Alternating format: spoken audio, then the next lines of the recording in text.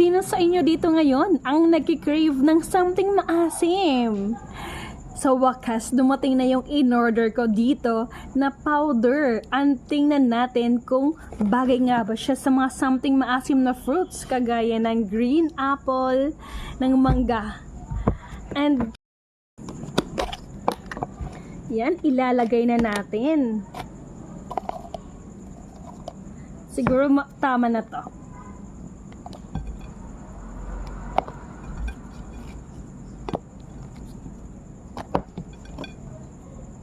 Yan, so ang dami na.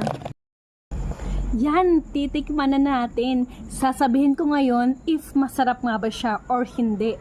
Walang paligoy-ligoy na. Sasabihin ko yung totoo. First, tikman natin yung green apple.